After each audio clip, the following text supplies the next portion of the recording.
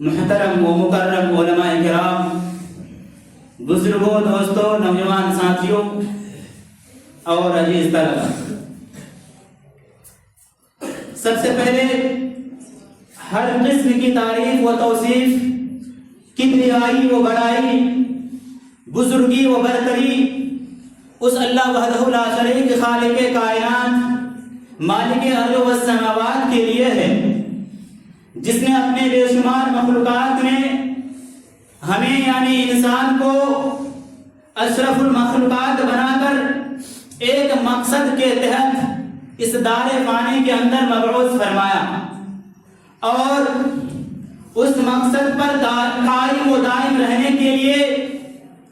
گمراہی سے بچا کر صراط مستقیم پر گامزن کرنے کے لیے وقتاً فوقتاً انبیاء و رسول کے سلسلے کو جاری رکھا۔ پڑھیے الحمدللہ۔ اس کے بعد لاکھ لاکھ درود و سلام کا پھول نچھاور ہوں انبیاء کرام پر، رسولوں پر، خصوصاً ہمارے آخری کڑی، آخری لیڈر، تاجدار مدینہ احمد مجتبیٰ محمد مصطفیٰ صلی اللہ علیہ وسلم پر لاکھ لاکھ درود و سلام کا پھول نچھاور ہوں۔ اللہم صلی علیہ وسلم بارک علیہ۔ حاضرین جمعہ، اللہ رب العالمین نے ہمیں اور آپ کو اسلام کی شکل میں زندگی گزارنے کے لیے ایک ایسا طریقہ عطا کیا ہے جو انتہائی آسان ہے اور ہماری زندگی کے ہر بلکہ تمام شعبوں کو محیط ہے، جس میں کوئی جھمیلا نہیں، کوئی ٹینشن نہیں، جس میں نہ تو کوئی رسم و رواج کی کوئی پابندی ہے اور عبادات میں آسانی ہے اور معاملات میں نرمی ہے۔ لیکن افسوس کی بات یہ ہے کہ کچھ ستم پرور لوگوں نے اسلام کو ایسے بندھنوں سے جکڑ دیا ہے کہ اسلام جو نہایت ہی آسان دین ہے ایک مشکل چیز بن کر کے رہ گئی ہے۔ حضرات گرامی، اللہ رب العالمین نے جن اور انسان کو اپنی عبادت کے لیے پیدا کیا ہے، جیسا کہ اللہ رب العالمین نے فرمایا وَمَا خَلَقْتُ الْجِنَّ وَالْإِنسَ إِلَّا لِيَعْبُدُونِ، کہ میں نے جنوں اور انسانوں کو صرف اس لیے پیدا کیا کہ وہ میری عبادت کریں۔ لیکن عبادت کے لیے زندگی کے کسی خاص زمانے کو یا کسی خاص ماہ کو یا سال کے کسی خاص مہینہ یا مہینے کا کوئی خاص ہفتہ یا ہفتہ کا کوئی خاص دن یا ہفتہ کا کوئی خاص رات متعین نہیں ہے کہ صرف اسی میں اللہ رب العالمین کی عبادت کی جائے، صرف اسی میں اللہ رب العالمین کی پرستش کی جائے، اسی میں اللہ رب العالمین کی بندگی کی جائے اور باقی زمانہ عبادت سے غفلت میں گزار دیا جائے۔ جبکہ اللہ رب العالمین نے صاف صاف کہہ دیا کہ جن اور انسان کی تخلیق کا اصل مقصد ہی یہ ہے کہ وہ اللہ رب العالمین کی عبادت کرے۔ لہذا انسان کو چاہیے کہ سن بلوغ سے لے کر آخری دم تک، سن بلوغ سے لے کر آخری سانس تک وہ اللہ رب العالمین کی عبادت میں گزارے،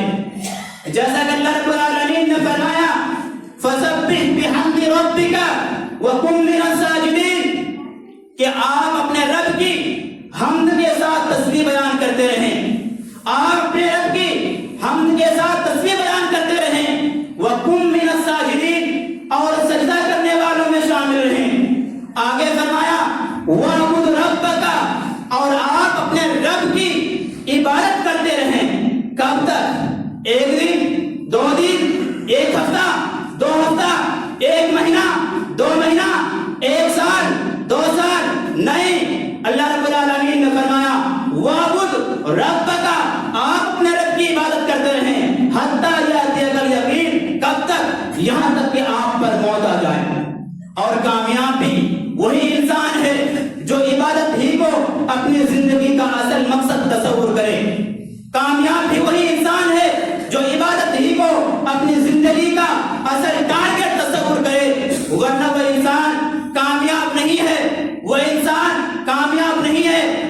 رب العالمین کی عبادت سے بے پرواہ ہے۔ وہ انسان کامیاب نہیں ہے جو اللہ رب العالمین کی عبادت سے غافل رہے اور دنیا کی ہر آرام و آسائش کی چیزیں اپنے اور اپنے اہل و عیال کے لیے، اپنے اور اپنے بال بچوں کے لیے مہیا کرنے کو ہی اپنی زندگی کا اصل ٹارگٹ سمجھے۔ دنیا کی مال و متاع کو اپنے اور اپنے بال بچوں کے لیے جمع کرنے کو ہی زندگی کا اصل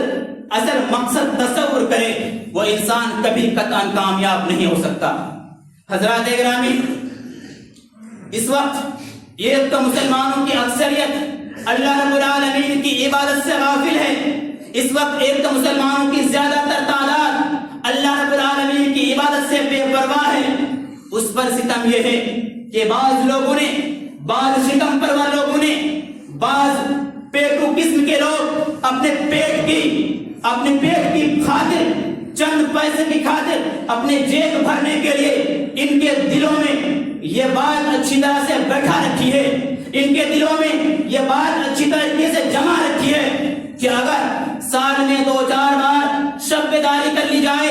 سال میں 2-4 بار رات جاگ لی جائے اور سال میں 2-4 روزے رکھ لیے جائیں تو صرف یہی عبادت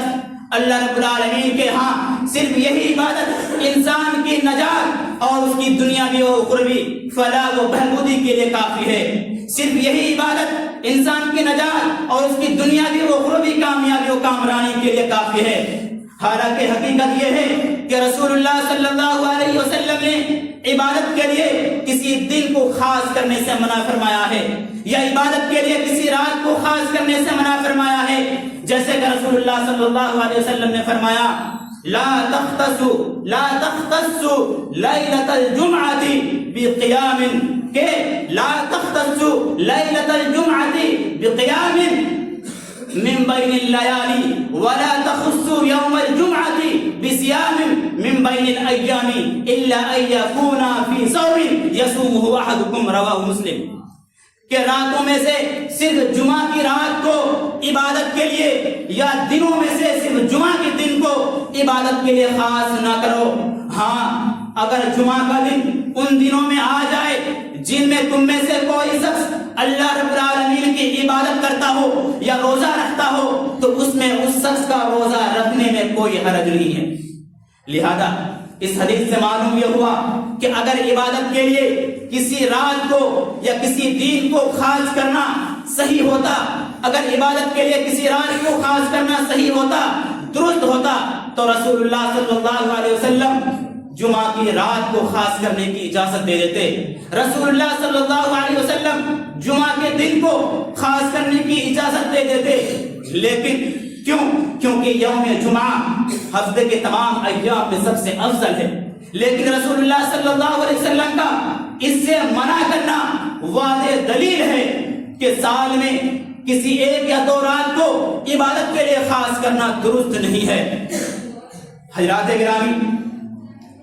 اللہ کے رسول صلی اللہ علیہ وسلم کا خود یہ عمل رہا ہے کہ اللہ کے رسول صلی اللہ علیہ وسلم سال کے 365 دن ہی اللہ کی عبادت میں گزارتے تھے، رات بھر قیام کرتے تھے اور اللہ رب العالمین کی عبادت میں گزارتے تھے۔ اللہ رب العالمین کے لیے، اللہ رب العالمین کی عبادت کے لیے ایک ایک پل کو اللہ کے رسول صلی اللہ علیہ وسلم گزارتے تھے۔ لہذا ہمیں اور آپ کو بھی چاہیے، بلکہ ہم اور آپ کوشش کریں کہ ہم اور آپ اپنی زندگی کے ایک ایک لمحے کو اللہ رب العالمین کی عبادت میں گزاریں، ہمارا دن رات اللہ رب العالمین کی عبادت میں گزرے۔ حضرت عائشہ رضی اللہ تعالی عنہا بیان کرتی ہیں کہ رسول اللہ صلی اللہ علیہ وسلم رات کو اتنا لمبا قیام فرماتے کہ آپ کے پاؤں مبارک پھٹنے لگتے۔ میں عرض کرتی، اے اللہ کے رسول،